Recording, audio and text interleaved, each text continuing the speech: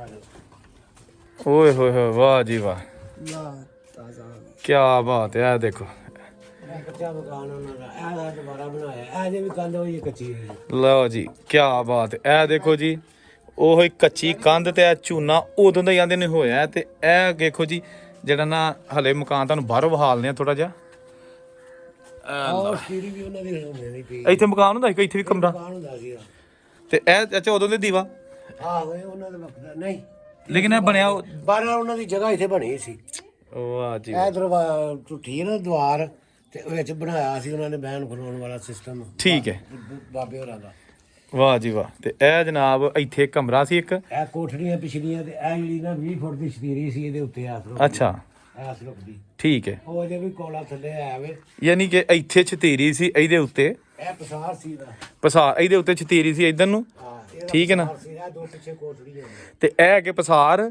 ਤੇ ਇਹ ਪਿੱਛੇ ਕੋਠਰੀ ਤੇ ਇੱਕ ਕੋਠਰੀ ਉੱਥੇ ਤੇ ਇਹ ਹੁਣ ਜਿਹੜਾ ਖੋਲੋ ਹੱਲਾ ਦਾ ਨਾਂ ਲੈ ਕੇ ਜੀ ਚਾਚਾ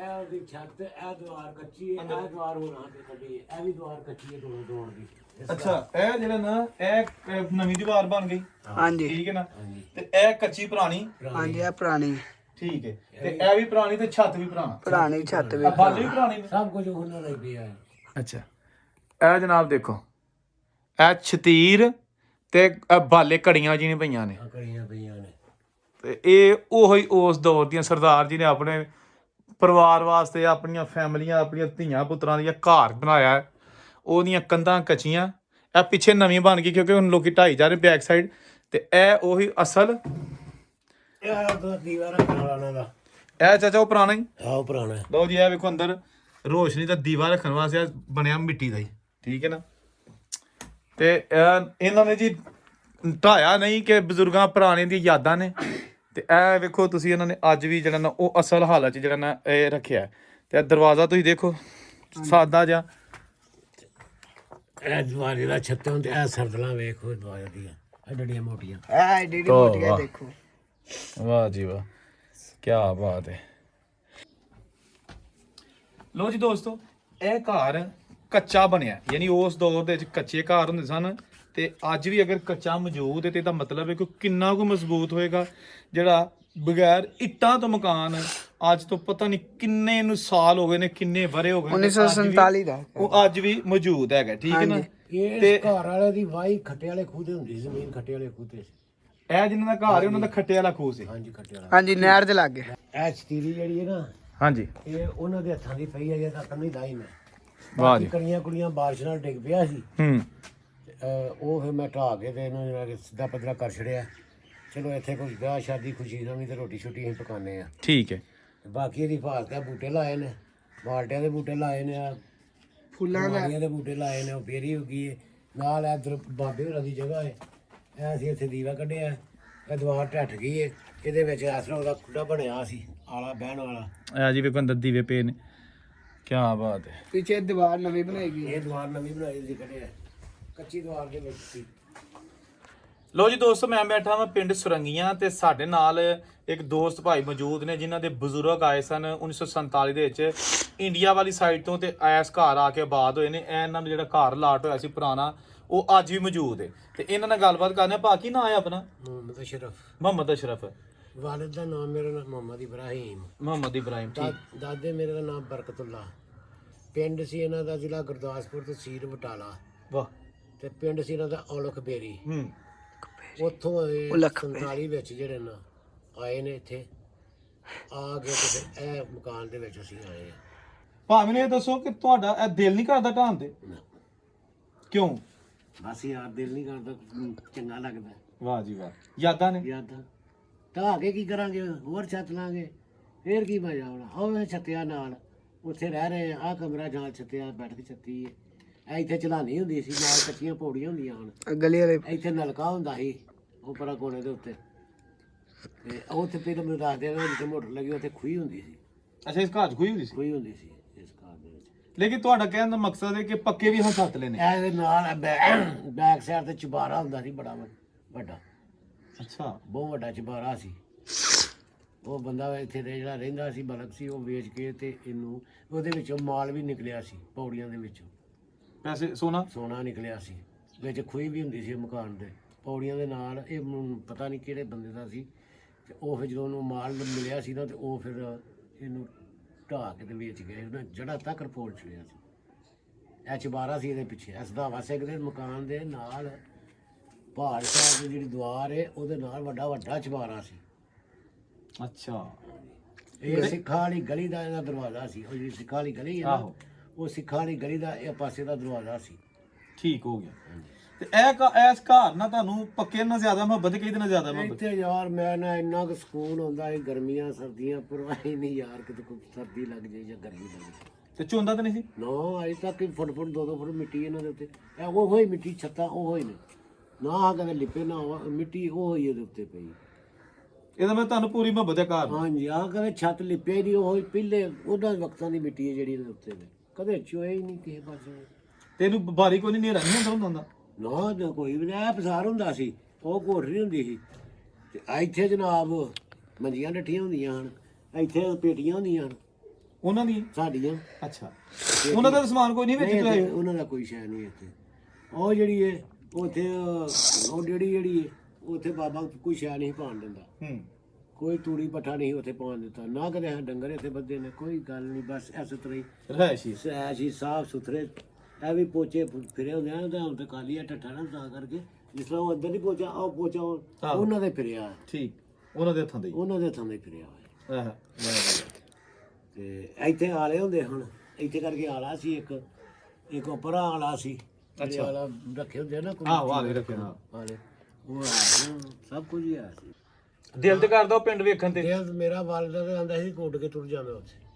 ਵਾਹ ਜੀ ਵਾਹ। ਤੇ ਮੇਰਾ ਵਾਲਦ ਕੰਮ ਕਰਦਾ ਹੁੰਦਾ ਸੀ ਵਪਾਰ ਦਾ, ਦਾਣਾ ਫੱਕਾ ਖਰੀਦ ਕੇ ਤੇ ਖੜਨਾ ਵਪਾਰੀ। ਠੀਕ ਹੈ, ਅੱਛਾ, ਵਪਾਰੀ ਉਧਰ ਉਧਰ ਤੇ ਦਰਿਆ ਬਿਆਸਾ ਜਿਹੜਾ ਕਸ਼ਤੀ ਚੜ ਕੇ ਤੇ ਦੱਸਦੇ ਹਨ ਕਿ ਅਸੀਂ ਡੰਗਰ ਲੈ ਕੇ ਨਾ ਤੇ ਚਟਾਂ ਲੈ ਕੇ ਤੇ ਪਾਰ ਆ ਜਾਂਦੇ ਸਾਂ। ਦਾਦਾ ਦਾ ਮੇਰੇ ਦਾ ਨਾਂ ਬਰਕਤੁੱਲਾ ਹੈ ਤੇ ਮੇਰੇ ਦੂਸਰੇ ਦਾਦੇ ਦਾ ਨਾਂ ਸੀ ਫਜ਼ਲ। 2 ਭਰਾ ਸਨ ਤੇ ਇੱਕ ਭਰਾ ਇਹਨਾਂ ਦਾ ਵੱਡਾ ਜਿਹੜਾ ਸੀ ਉਹਦਾ ਨਾਂ ਰਹਿਮਤੁੱਲਾ ਸੀ, ਤੇ ਉਹ ਪਠਾਨਕੋਟ ਰਹਿੰਦਾ ਸੀ। ਤੇ ਵੰਡ ਜਦੋਂ ਹੋਈ ਤੁਹਾਡੇ ਸਾਰਾ ਪਰਿਵਾਰ ਆ ਗਿਆ ਕਿ ਅੱਧੇ ਉੱਥੇ ਰਹੇ ਨੇ? ਕੁਝ ਉੱਥੇ ਮਾਰੇ ਗਏ ਨੇ ਤੇ ਕੁਝ ਆ ਗਏ ਨੇ। ਮਾਰੇ ਕਿਦੋਂ ਗਿਆ ਜਦੋਂ ਆਉਣ ਜਾਣ ਚ? ਆਉਣ ਜਾਣ ਦੇ ਵਿੱਚ ਕੌਣ ਮਾਰਿਆ ਗਿਆ ਸੀ? ਉਹ ਸਾਡੇ ਰਿਸ਼ਤੇਦਾਰ ਨੇ ਸਿਆਲਕੋਟ ਬੈਠੇ ਨੇ, ਫੁੱਫੜ ਹੀ ਸਾਡਾ ਲੱਗਦਾ ਸੀ ਉਹ ਸੀ। ਇੱਕ ਹੋਰ ਸੀ, ਕਾਫੀ ਜੀ ਸਾਡੇ ਜਿਹੜੇ ਇਹਨਾਂ ਕੋਈ ਫੱਟੜ ਰਹਿ ਗਏ ਨੇ ਤੇ ਕੁਝ ਮਾਰੇ ਗਏ। ਤੇ ਕਿਹੜੇ ਰਸਤੇ ਆਏ ਸਨ? ਇਹ ਆਏ ਨੇ ਇੱਧਰ ਨੂੰ ਆਪਣਾ ਕੀ ਆ ਜਿਹੜਾ ਨਰਵਾਲ ਦੇ ਜੱਸੜ? ਜੱਸੜੋਂ ਆਏ ਨੇ। ਜਸੜਪੁਰ ਡੇਰਾ ਬਾਬਾ ਨਾਨਕ ਵੱਲੋਂ ਦੀ? ਡੇਰਾ ਬਾਬਾ ਨਾਨਕ ਪੈਦਲ ਆਏ ਨੇ। ਤੇ ਇਹਨਾਂ ਨੂੰ ਜਦੋਂ ਇਹ ਡੇਰੇ ਵਾਲੇ ਪੁਲ ਤੇ ਆਏ ਨੇ, ਆਹੋ, ਇਹ ਜੱਸਾ ਜਿਹੜਾ ਸੀ ਨਾ ਆਖਰੀ ਜੱਸਾ ਇਹ ਵਿੱਚ ਆਏ ਨੇ ਇਹਦੇ ਕਾਫਲੇ 'ਚ। ਠੀਕ ਹੈ। ਤੇ ਉਸ ਪੁਲ ਦੇ ਉੱਤੇ ਫਿਰ ਇਹਨਾਂ ਨੂੰ ਲੱਗੇ ਸਨ ਮਾਰਨ, ਤੇ ਲਾਸ਼ਾਂ ਟੱਪਦੇ ਆਏ ਨੇ। ਉੱਥੇ ਜਦੋਂ ਅੱਗੋਂ ਨੂੰ ਮਾਰਨ ਪਏ, ਪਿੱਛੋਂ ਜੱਸਾ ਪਿਆ ਤੇ ਮਿੰਟਰੀ ਆਈ ਏ ਬਲੋਚ। ਠੀਕ, ਉਹ ਬਲੋਚ ਮਿੰਟਰੀ ਨੇ ਫਿਰ ਇਹਨਾਂ ਨੂੰ ਪਾਰ ਲੰਘਾਇਆ।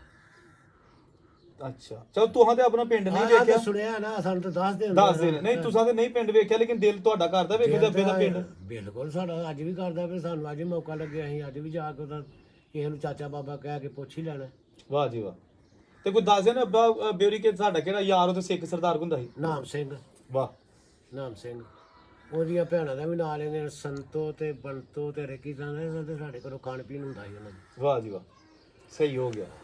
ਠੀਕ ਹੈ। ਜਦੋਂ ਆਏ ਨੇ ਤੇ ਲੇਲਾ ਸੀ ਕੁਰਬਾਨੀ ਵਾਸਤੇ, ਦੱਸਦੇ ਨੇ ਲੇਲਾ ਲਿਆਂਦਾ ਸੀ 3 ਰੁਪਈਆਂ ਦਾ ਮੰਡੀੋਂ, ਕੁਰਬਾਨੀ ਵਾਸਤੇ ਰੱਖਿਆ। ਫਿਰ ਉਹ ਵੀ ਐਂ ਸਿਬਾ ਕਰਕੇ ਤੇ ਵੰਡਿਆ ਸੀ ਉੱਥੇ। ਤੇ ਆਉਣ ਲੱਗਿਆ ਮੱਝ ਤਾਜੀ ਸੂਈ ਸੀ, ਪਠਾਨਕੋਟ ਤੋਂ ਲਿਆਂਦੀ ਸੀ। ਤੇ ਮੱਝ ਉਹ ਨਾਮ ਸਿੰਘ ਦੀ ਵੇਲੀ ਬੰਨ ਆਏ ਹਨ, ਪਹਿਲਾਂ ਯਾਰ ਤੂੰ ਨਾ ਹੋ, ਸਾਡੇ ਤੋਂ ਫਸਲ। ਸਾਡੇ ਤੋਂ ਤੂੰ ਭਾਈ ਸਮਝ ਲੈ। ਤੇ ਨਾਮ ਸਿੰਘ ਇਹਨਾਂ ਨੂੰ ਕਾਦੀ ਛੱਡ ਕੇ ਗਿਆ ਸੀ ਘੋੜੀ ਦੇ ਉੱਤੇ। ਵਾਹ ਜੀ ਵਾਹ, ਇੰਨਾ ਪਿਆਰ ਸੀ। ਇੰਨਾ ਪਿਆਰ ਸੀ ਕਿ ਇਹਨਾਂ ਨੇ ਆਪਣੇ ਪਿੰਡ ਦੇ ਵਿੱਚ ਨਾ ਕੋਈ ਬੰਦਾ ਬਾਹਰੋਂ ਜੱਸਾ ਨਹੀਂ ਸੀ ਪੈਣ ਦਿੱਤਾ। ਸਾਡੇ 10 ਦਿਨ ਬਜ਼ੁਰਗ ਵੀ ਆਉਂਦੇ ਹਨ ਕਿ ਤੁਸੀਂ ਜਵਾਈ ਰੱਖੇ ਨੇ, ਇਸ ਤਰ੍ਹਾਂ ਕਰਕੇ ਕਹਿੰਦੇ ਹੁੰਦੇ ਹਨ ਕਿ ਇਹਨਾਂ ਨੂੰ ਬਾਹਰ ਕੱਢੋ, ਇਹਨਾਂ ਨੂੰ ਮਾਰਨਾ। ਤੇ ਕਹਿੰਦੇ ਹਨ ਕਿ ਉਹ ਜਿੰਨੇ ਪਿੰਡ ਦੇ ਸਿੱਖ ਹਨ ਉਹ ਆਉਂਦੇ ਹਨ ਇਹਨਾਂ ਨੂੰ ਹੱਥ ਨਹੀਂ ਲਾਉਣ ਦੇਣਾ, ਤੁਹਾਨੂੰ ਸਿੱਖਾਂ ਬਚਾ ਲਿਆ। ਸਿੱਖਾਂ ਬਚਾ ਲਿਆ। ਤੇ ਰਾਤੋਂ ਰਾਤ ਸਾਨੂੰ ਇਹ ਕਾਦੀ ਕਾਫਲੇ ਛੱਡ ਗਏ ਨੇ। ਤੇ ਇਹ ਤੇ ਤੁਹਾਨੂੰ ਜਿੱਥੇ ਬੈਠੇ ਹੋ ਇਹ ਮਿਲਿਆ ਘਰ ਜਦੋਂ 47 ਚ ਆਏ? ਨਹੀਂ, ਪਹਿਲੇ ਅਸੀਂ ਬੰਨ ਬਾਜੂਏ ਬੈਠੇ ਸਨ। ਠੀਕ ਹੈ। ਤੇ ਕੋਈ ਜੀ ਇੱਥੇ ਬਹਿ ਗਏ ਹਨ ਆ ਕੇ, ਬਹੁਤੇ ਇੱਥੇ ਆ ਗਏ ਹਨ।